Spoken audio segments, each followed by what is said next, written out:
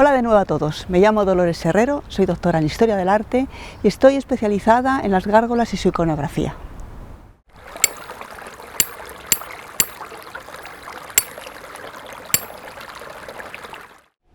Hoy estamos en Francia, en uno de los castillos más impresionantes del Loira, el Castillo Real de Blois, el Château de Blois.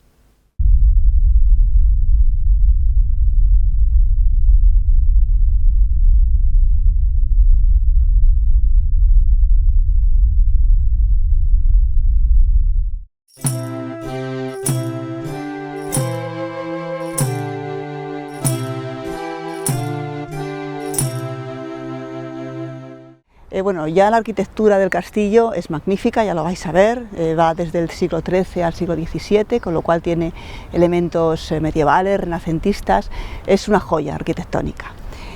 Pero lo que nos interesa, las gárgolas, son igualmente impresionantes y sorprendentes, tanto en la temática, en su iconografía, como en la talla, que son realmente magníficas esculturas. Tenemos muchas ganas de que las disfrutéis y seguidamente os las vamos a mostrar. Así que, bueno, ya sabéis que si queréis seguir descubriendo gárgolas, podéis suscribiros a este canal. Así que hasta pronto, gargoleros y gargoleras. El Château Royal de Blois tiene gárgolas en varias zonas del edificio. En el gran patio que reúne los estilos gótico, renacimiento y clasicismo, en el costado norte o fachada de las logias, en el costado sur o ala Luis XII y en el museo. Seguidamente pasamos a mostraros las gárgolas según las tipologías, para hacerlo de la manera más completa y fácil posible, y esperamos que disfrutéis de esta asombrosa colección. Los animales, como habitualmente hacemos, los llamamos reales para diferenciarlos de los mitológicos o fantásticos. Los animales que vemos representados son el perro, el carnero, el simio o el jabalí. Vemos características como pelajes de todo tipo, rizado, lacio, tipo crin, ojos rellenos, ovalados y perfilados, orejas diversas, caídas y planas, de soplillo, hacia atrás, pupilas, colmillos, lengua saliente, dientes, collar, con cría, con genitales o con arrugas en la boca mostrando fiereza, y una peculiaridad sobre la postura de las patas, que veremos también en otras tipologías. La pata izquierda, delantera, está detrás de la trasera.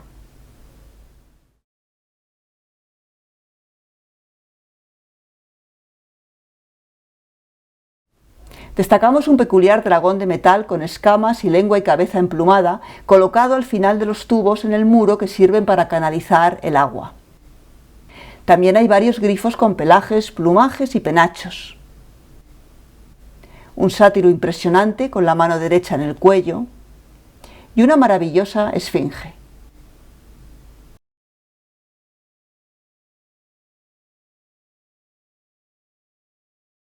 Una gran cantidad de monstruos animales, híbridos que surgen de la combinación de varios animales, son perros alados con características ya vistas y alguna otra peculiar. Vemos pupilas, patas cruzadas, alas decoradas, dientes, lengua, genitales, ojos rellenos, cuellos musculosos, morro alargado y hundido o pelajes. También hay algún carnero alado, un magnífico león alado y un león con cuernos de carnero y morro simiesco.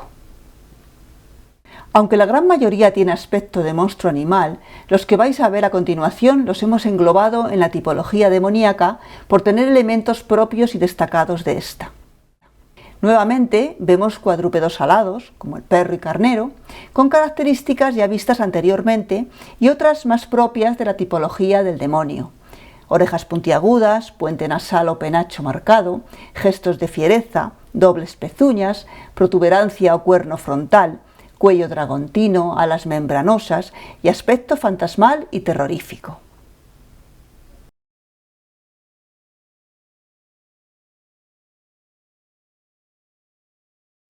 Las gárgolas humanas son sensacionales. La primera es un hombre con vestimenta con grandes pliegues hasta los pies, cinturón o cíngulo, podría ser monje, y casquete en la cabeza. Es muy expresiva, con aparente gesto de gritar, lamento o dolor.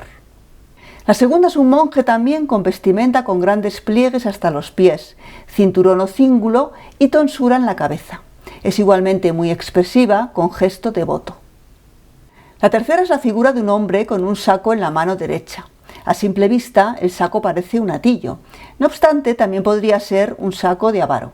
Lleva vestimenta medieval y muestra un gesto muy expresivo. Parece que grita. La cuarta es una mujer con cesta de huevos o frutas en su mano izquierda. Estamos ante una vendedora callejera con indumentaria medieval, con la mano derecha en la boca, gritando para vender su mercancía. La quinta es un hombre con bastón entre las piernas que podría ser un lisiado. Lleva indumentaria medieval, cinturón y tiene asimismo un gesto expresivo. Por último, vemos un hombre con un trabuco que sujeta con ambas manos y vestimenta de soldado.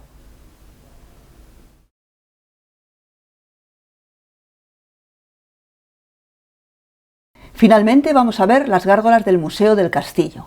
Este museo alberga algunas gárgolas ya vistas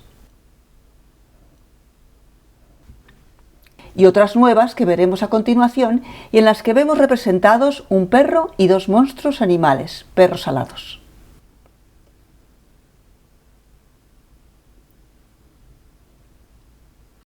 Como conclusión, resaltamos ante todo la belleza escultórica y la riqueza temática de las gárgolas del castillo. Los demonios son robustos e impresionantes.